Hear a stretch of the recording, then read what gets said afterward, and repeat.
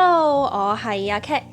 噔噔，我出咗本書啊，咁所以今次條片呢就會分享下喺香港出書嘅經驗啦。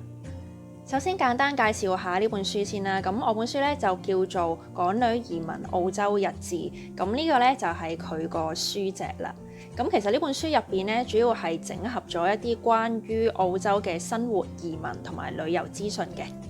喺本書入邊咧，都分享咗好多關於喺澳洲生活嘅經驗啦，例如點樣考車牌啊，買樓有咩要注意啊，又或者係點樣揾工啊，同埋做簽證嘅一啲經驗分享等等嘅。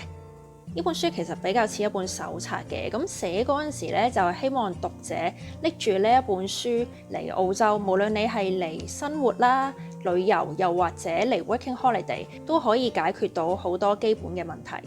有興趣嘅朋友咧就可以去書局度買啦，咁我就將有賣呢本書嘅書局咧擺咗喺 description box 嗰度啦。呢本書咧主要係喺香港售賣嘅，咁但係澳門咧都有書店係有得買嘅。如果大家去買之前咧，最好就係打電話去嗰一間書局問下佢有冇貨啦，同埋擺喺邊先。咁因為咧我其實就冇帶出版社去 back up 啦，咁我自己又唔係一個名人喎，咁所以本書咧都應該唔會擺喺咩多難處噶啦。好，咁而家咧就講一講到現時為止成個出書嘅過程啦。點解會寫呢本書呢？咁其實呢本書係上年大概3月份嘅時候開始寫嘅，都真係寫咗幾個月㗎。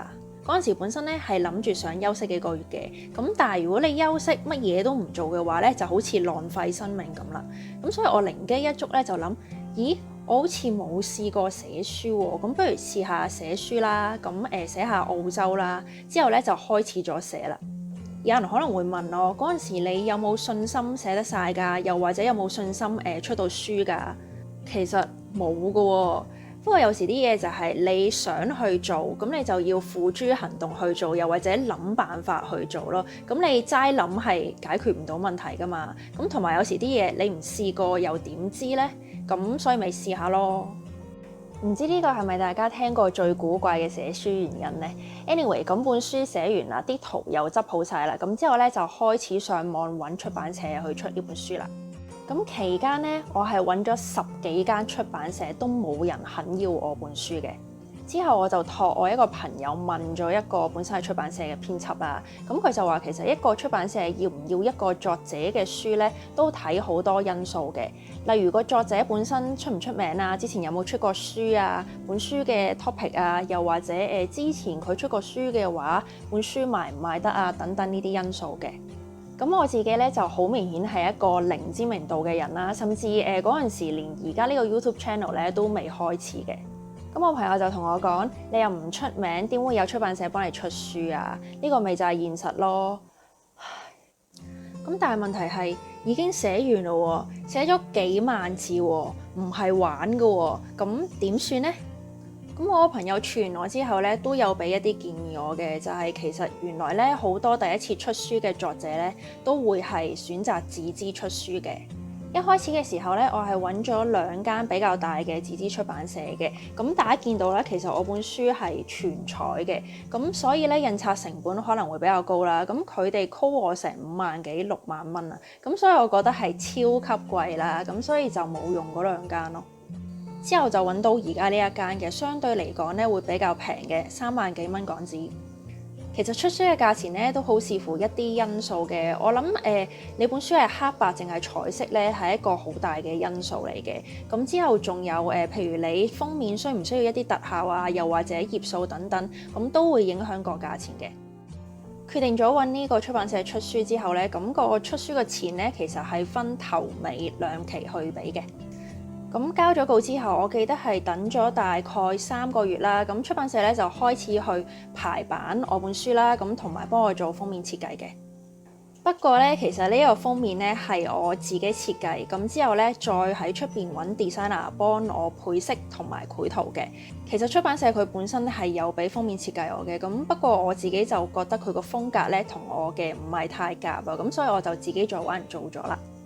再之後咧就係校對啦，咁因為咧我個 package 係唔包校對嘅，咁所以咧我就要再揾人做校對，同埋我自己咧都要做校對嘅。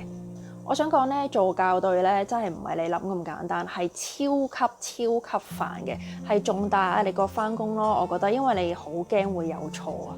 中間咧係發生咗超級多嘅問題啊，例如頁數有問題啊、排版移位啊、圖片有問題啊等等啦，千奇百怪，即係你諗唔出嘅問題咧，都全部發生晒咁樣咯。所以成件事咧係超級煩啦，來來回回改咗好多次，我諗個編輯姐姐咧都俾我煩到就係想打我㗎啦。以上一系列嘅工序咧，大概係用咗4個月嘅，咁最後咧呢本書咧就出版咗啦。以為出版咗本書就一天都乾晒，梗係唔係啦。而家呢個 stage 咧就要開始擔心佢嘅銷情啦。之後就帶出呢個問題啦，就係寫書出書究竟賺唔賺錢呢？我諗情況係每個作者唔同嘅，咁以我個案為例啦，我係一個平凡到冇得再平凡嘅普通人啦，完全冇知名度啦，同埋我係自資出書嘅。以我嘅情況嚟講，我係100%一定係倒蝕嘅。呢本書咧其實係百零蚊港紙嘅，咁但係呢個數咧唔係我全部要晒嘅。中間分銷商要分啦，出版社要分啦，咁我最終落手嘅咧係40% 嘅啫，即係一半都冇。同埋咧，我就係印咗幾百本嘅啫，咁所以有數得計㗎啦。就算我所有書係賣晒嘅話，我都係會蝕錢嘅。不過咧，如果幫我揀多次嘅話咧，我諗我都係會揀出呢本書嘅。不過咧就會淨係出電子版咯，因為電子版嘅費用咧係好似萬零蚊嘅咋，平好多嘅。其實喺出書之前咧已經知道出書唔賺錢㗎啦，咁不過我就覺得出書咧算係一個成就嘅解鎖咁樣咯。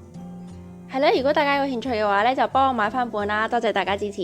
咁今日就講到呢度啦。如果大家中意我 video 嘅話咧，就記得俾個 like 我同埋 subscribe channel 啦。拜拜。